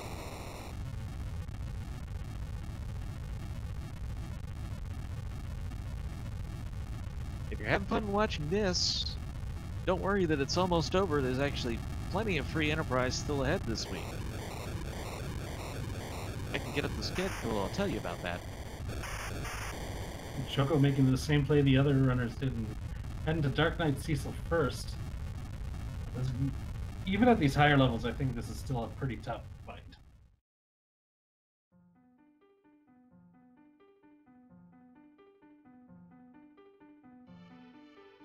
But it was the fight next door that they needed to do. Should have Schmitty in a moment here. There we are. Joining us in the chat room, and hopefully we'll have everything set in just a moment. Schmitty, a GG to you on a well done second place. There we are. Joining us in the chat room, and hopefully we'll have everything set in just a moment. Schmitty, a GG to you on a well done second place. See if I can do anything about that. No, I can't. Schmitty, that's probably going to take restarting Discord to fix. Let's see if I can do anything about that. Alright, hopefully join us. No, I can't. Schmitty only had the 9 key items. That's just funny when you're stuck at the 9 instead of getting all 10. Yeah, when you're getting to like a K2 or higher, then getting that 10th key item is not going to be a simple task a lot of the time. Any better luck this time, Schmitty?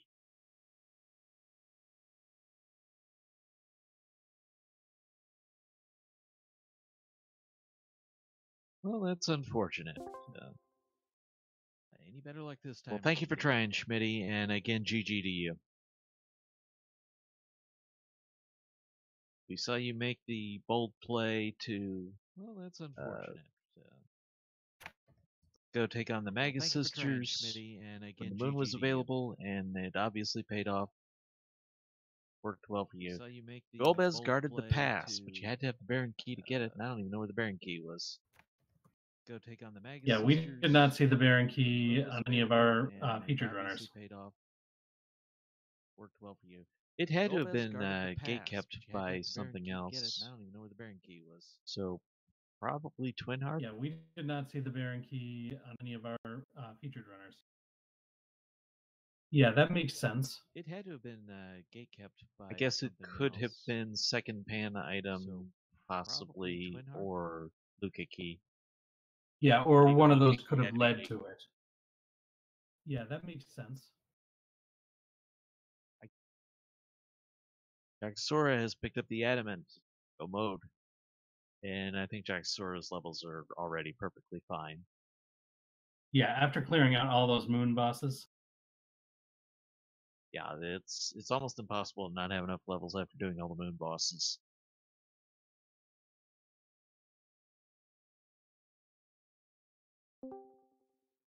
Flurry. Dealing with Odin. His sword is up. You want to use the lightning spells. So that's why Fasoya was casting Lit 3.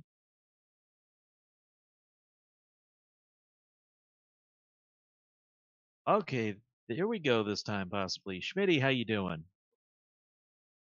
Mm, Doing well. Good job. GG's tonight. Appreciate it. Okay, here we go this time, possibly. I So guess I Schmitty, got how really you lucky with doing? that gamble, huh? the Mega Sisters gamble, yeah, you were definitely the Doing first one to well. go Good back to the job. land of GG's summon tonight. monsters and give that one a shot.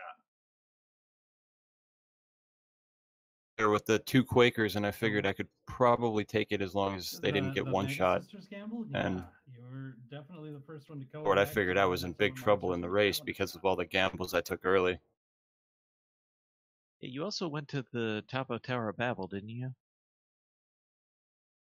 Tried to do the lunar passageway box, and I almost got it and wiped on the last one when the hourglass wore off. Yeah. Yeah, that hourglass timing just got you. That was unfortunate. It, even though I had sirens available, I knew it wasn't worth it. But I just said, yeah, I'll wing it. Maybe we'll get it done. Yeah, But I that failed hourglass pretty hard timing that just time. got you. Okay, so if you That was wanted to take the unfortunate. pass, you had to hit Yang with the pan, get the Baron key, clear that out, and then go fight Golbez in Odin's spot. Just so we know. Just so we all know that. Okay, so if you wanted to take the pass, you had to hit Oh geez, I Yang hope with the nobody got pan, stuck behind that wall. get the Baron key, clear that out, and then go So fight far, Golbez in everyone Odin's looks spot. good. Just so we know. Flurry has not found the Just right so we path all know yet. But I think the temptation in this seed was go to the moon because it has the most spots. So far, everyone looks good. We do have a Understand third that. place finisher, Royal Ape, and a fourth place with Shamstron. I think the temptation in this seed was go to the moon. Yeah, little did a lot of the runners know that all the key items that they needed to complete the game were available almost right at the bat. So, and a fourth place with given that magma key start, what was your thought when you first saw that magma key as the first item that you had? Know that all the key Yeah, items that they needed. I've been bitten by the temptation to go down in the underworld before, so I decided to just hold with my original plan, which was to do Baron and then Antlion What was your thought when you first saw that magma key as the first item that you had? Crystal, and I said, this will make a great play if nobody's come up here, so I tried that and pulled it off. I figured I was in big trouble when I pulled Fusoya out of Dwarf, and I got the crystal out of Summons. I thought I was in big trouble. I thought everyone was done already. Yeah, but I think I think a lot of people went down, got that legend sword right away, and then checked on the bosses and saw the Mega Sisters and Dark Knight Cecil in there. And I think Dark Knight Cecil might have lingered in people's minds, remembering that's a really tough boss. I want to wait until I can take that boss down before coming back. And saw the Mega Sisters. Even if the Mega Sisters might be a lot more defeatable, just that thought might be creeping in people's minds. But you decided to make that gamble earlier than any of our other featured runners here, and it really paid off for you. Even if Yes, it did. the It was Mega a Sisters might be lucky a lot gamble more this time. defeatable, just that thought might be creeping Then to the people's moon minds, trap, but you even decided to though make that gamble if nothing was there, that was my earlier than next any play. of our other featured runners here, and it really paid off for you. Sure, but you did go to the moon and did that. This one? You did go up to the moon and do a little bit of that King Ryu grind. Is that something that you feel like really comfortable with? Is that why you decided to do that? You did go to the moon, and I think it's a little faster as long as, especially when you have two people who can cast weak reliably, and Fusoya and Palom are very reliable for that. Is that something that you feel like absolutely? It's also really easy to life glitch one of the two King Ryus. Sure, and you've got no opportunity for the life glitch on the egg grind, so that makes sense. Any other thoughts about this scene? There appears to have been a lot of you've got no opportunity for the life traps glitch that I on the managed to egg avoid. I feel fortunate to have finished second. Any other thoughts about this scene? Yeah. Well, I want to thank you for joining us tonight, and I once again, GG's on your run. Appreciate you and everything you do, and thanks for putting on the show tonight.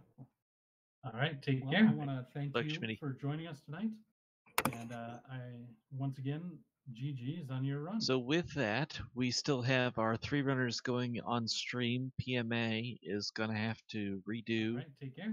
the fight against Edgemas, and has apparently opted to get a few more levels first. Yeah, I think anytime that you end up getting a party wipe on the final boss, getting a few little extra levels, not necessarily a bad decision. Levels are underrated as kind of the ultimate equalizer. If you get enough levels, you're going to be fine. Even if you have Edward. Anytime that you end up yes, party wipe on the final boss, getting a few little you might need levels a little bit more than just Edward though. Levels are underrated as kind of the ultimate equalizer. Working on switching over our audio. Hopefully, we'll have that shortly. But in the meantime, Rex and I will just have to keep talking. Yeah, we'll do our best here. Looks like Flurry's going to go use that hook, cash in the tails, get the adamant armor, and I don't recall what the other item was, but it wasn't anything that led to the final game. Yeah, we knew it was not required. I think it was the Twin Harp, actually. Yes. So, yeah, we still have a shot. There is still a chance. We're saying there's a chance. Real quickly, just talk about the upcoming schedule. There's 2 runs left of Highway to the Zaramos Zone. So the first of those is going to be tomorrow night at 9 o'clock, RPG Limit Break. And then also on the 30th will be the last match of this round. Got a few runners currently advancing, got a few runners on the bubble. One of those on the bubbles will be Fred Copeland. He's down to the very last race. Is he in? Is he bumping somebody? There's a lot of excitement ahead on that front, so hope you'll join us for those.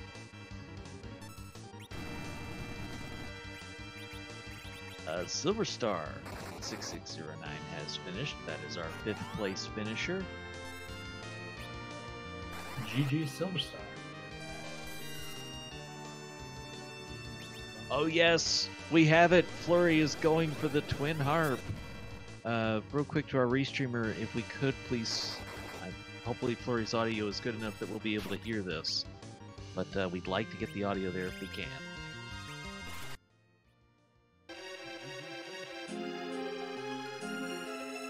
Meanwhile, doing battle with Edgemas.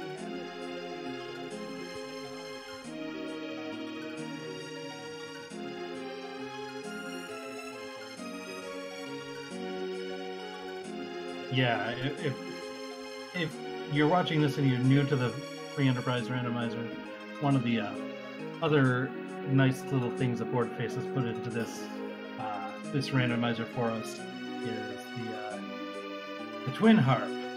I mean, Twin Harp was in the game, but what Boardface has done is made it so Edward doesn't always just play his boring little lullaby thing.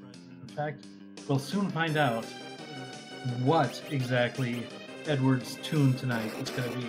So we're going to be listening for DJ Spoony B's Rockin' Tunes. His first phase of Dark Elf is always the same. You always have this until he does Me Change. If you have metal equipped on everybody, they'll be stunned and just end the fight that much faster. Gang's claws don't count, adamant armor doesn't count, and often your mages don't have any metal on them, so you specifically equip something. Yeah, other than like the iron ring or the silver ring, just about everything else is gonna not count for metal. This is almost done. It can just speed up the process.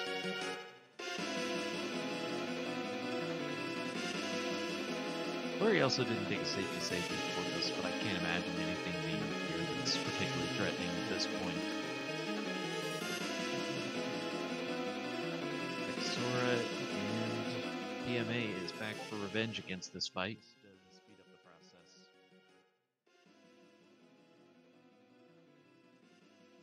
And here we go.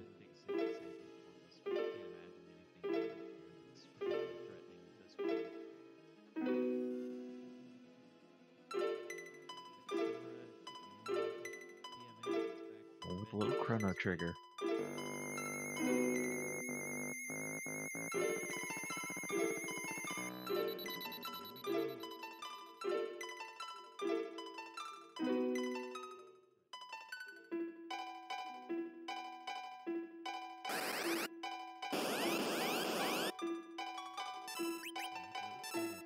And it's going to be Kane Zano for the fight.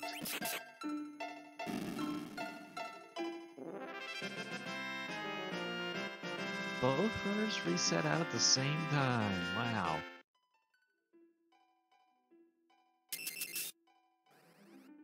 Now, the reason that you heard Chrono Trigger music there come out of the harp is probably because I'm the one doing commentary tonight, and I've got a tendency to get roles with Chrono Trigger music in that spot. So, not that I'm complaining. I think Chrono Trigger music is great and it works well with the harp.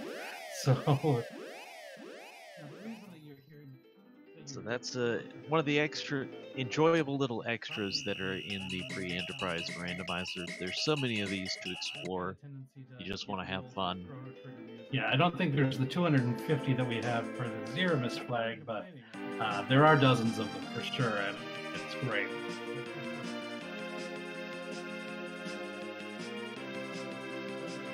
So Chakasora and PMA are both back for their revenge on this fight. This is round 3 for PMA. Second time for Chakasora. Levels are so good for Chakasora that actually I'm guessing probably having Fusoya in the middle is probably messing with the turn order a bit. That's the thing, there's so many factors when it comes to the Zeramis fight. So many different things that could affect between like your levels and everything like that, and then the whole agility anchoring that happens during this fight. There's a lot. Zeramis is a serious boss. So in vanilla you never have to think about it because you have the party that you have. For Randomizer, it involves figuring out things that don't involve Cecil, so people have worked out there's faster ways or safer ways to beat the final boss if you manipulate his speed. You can read much more about that on the Discord if you'd like. The simple answer is there's a couple of key numbers we like to target for agility that give us the most number of turns.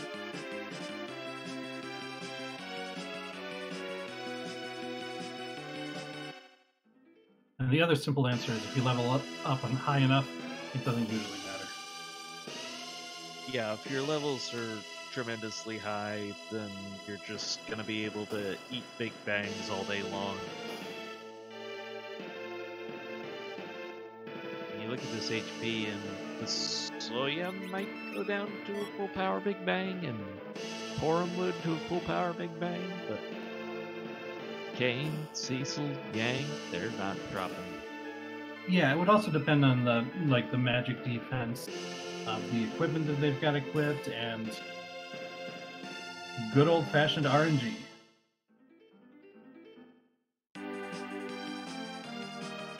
So we haven't talked much about the Japanese items in a little bit here. It's kind of worth revisiting for this fight. One of the things you can do here is certain J items will cast black magic spells, which will also work if you're trying to nerf the power of Big Bang. You can also use those silk webs we mentioned early on. They will slow Zaramos, and the slow stacks up to 2 times. So, silk web works out just right. And worst comes to worst, you could throw a cure potion. That would nerf Big Bang as well. Now, a lot of things will actually do that. Yeah, but using something like a silk web is going to be ideal because then you're getting something that you want out of it as well as nerfing a Big Bang. And those double whammies really count. Mm-hmm. And that's also the reason why Nuke is much more preferable than, say, Fire 1. They'll both trigger the counter and can nerf Big Bang, but you want to get the big damage for the counter nuke you're eating. Yeah, absolutely. Or you can just not even deal with counter nukes, get up a wall and reflect nukes and lights against Edgemus here and get a lot of damage in. Certainly. Edgemus says, objection to your magic buffs. He uses Black Hole to wipe out any berserks you have cast. You already had the attack queued up, it'll still hit, it just won't have the bonus damage. And meanwhile, I had worked that in once, didn't I? Yeah, good job there, Tree. Meanwhile, Flurry is going down another rabbit, going through the Barren Castle. So we know that this is a dead end as far as progression goes, but yeah, I didn't see on the spoiler log what the item was, but it basically has to be either package or Luca key. The package was found on the moon by Chokasura. So. Okay, so it's got to be the Luca key. Or the oh no wait, the pass was. Pass is at Golbez in the Odin spot. So I'm pretty sure the only thing left is the Luca key. Well, it could be an equipment too. So.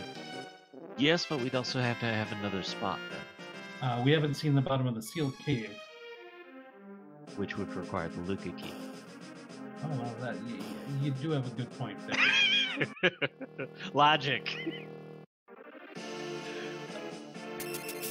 Alright, this is interesting for Chakasora. 2 down. And but that's enough. Chakasora is done in 6th place, just sniping Rumblefish, who finishes in 7th place, less than 10 seconds later. So Bygone here, not random enough. It's vanilla adjacent. Fighting Bygone in Barren Castle, not random enough. Hey, who was the character here, by the way? We never saw that. It was Edge!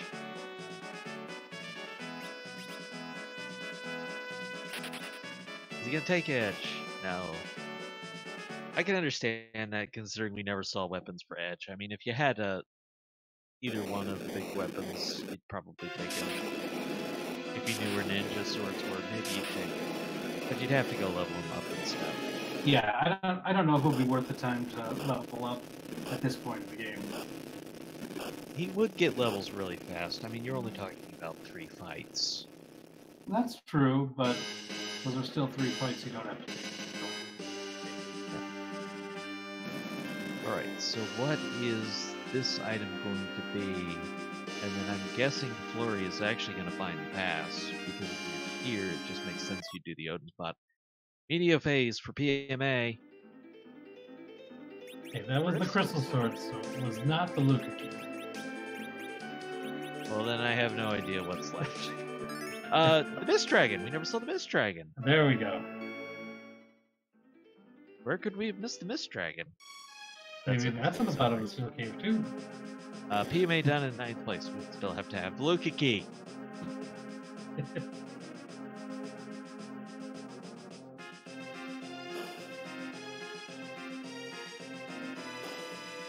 Let's see if any of our free stream runners join us in the voice chat. So far, not the case.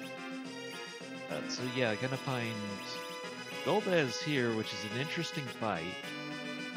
Cecil is not gonna die here. That much I can tell you for sure.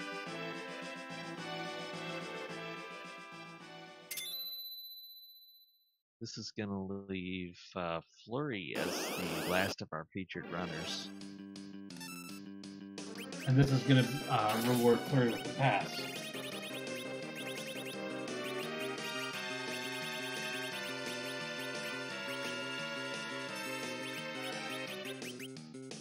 Oh, have we seen the reward for defeating Dark Knight Cecil?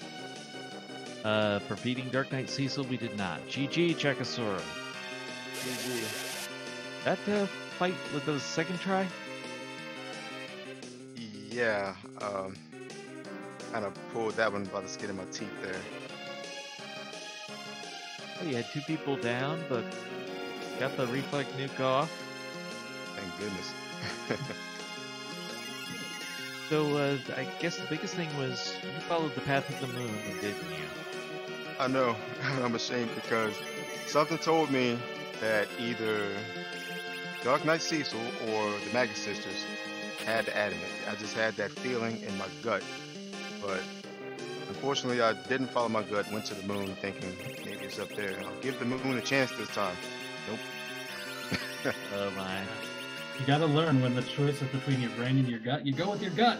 Yeah, I usually do, but I don't know why I didn't this time. So what did you think about the seed overall?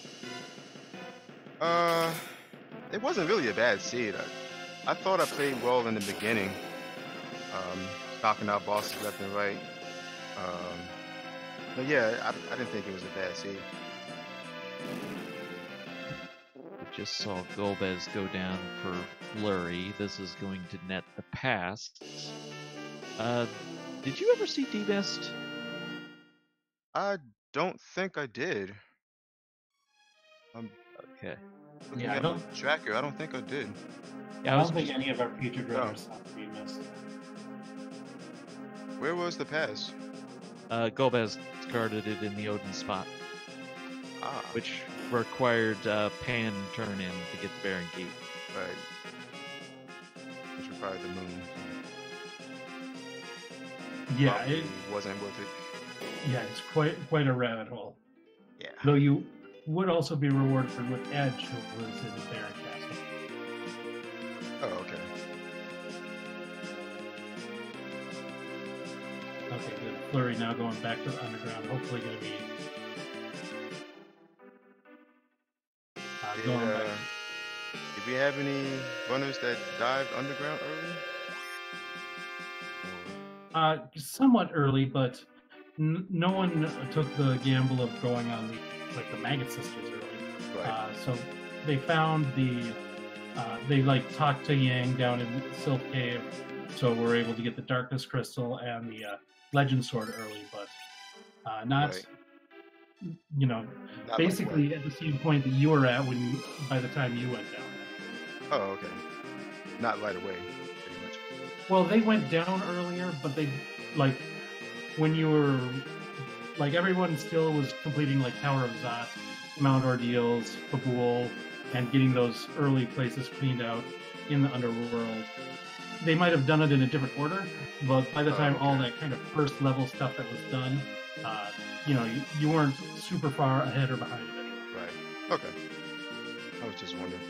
It was really anybody's game for the longest time because, knowing what we know now with the adamant behind that Magus Sisters, anyone could have gotten there earlier. And, Yeah. as soon as somebody had Quake, they probably were in a position where they could have taken down that fight. And that was another reason why I went to the moon, because I didn't see any dot duns for a while. So I was thinking, okay, maybe it's actually up. Yeah, I can definitely understand that thought where you're in a K2 seed, you're doing a lunar dive, nobody's finished yet, Right. and you're like, I might be on the right track here. I thought I was. Yeah, I if I was in the same position as you, I'd probably think that. Yeah, I did have some moments that kind of tilted me, like that antlion fight. Yeah, that was Sitting here that was shaking my in head. Cave Bahamut. Yeah. I had to solo him with pretty much Yang, and all I got Yeah, was because you had. a crystal ring, I think, or something like that. That's right. Yeah, Crystal Ring, and you were just using that Moon Veil as protection. Yeah, Everyone I else was was- just getting slaughtered by that ant. and I was thinking, oh, this thing's gonna run out on me. I can feel it. All right. Well, Chokasur, did you have any final thoughts tonight? No, except for the fact that I need to follow my gut. It can make a difference sometimes. Oh yeah. Absolutely. So once again, GG's Chokasura, thanks for joining us, and thanks for letting us watch your race tonight. Thank you, GG. All right, take care. You too.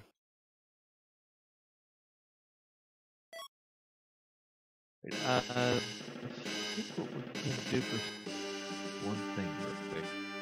We're going to start to set up to host one of our racers tonight. This wasn't one of our featured runners, But Crimson Avix was one of the participants in this tonight, so we're going to set up to host him. Rex, any final thoughts tonight? I think, this just goes to show that even if everything that you need to complete a seed is available to you right away, it still can be a very interesting race with a lot of divergence. It was quite the interesting one tonight. Thank you so much to our runners. Please show them some love. Show some love to the race streamers. Support Math Girl, who jumped in to help us out tonight.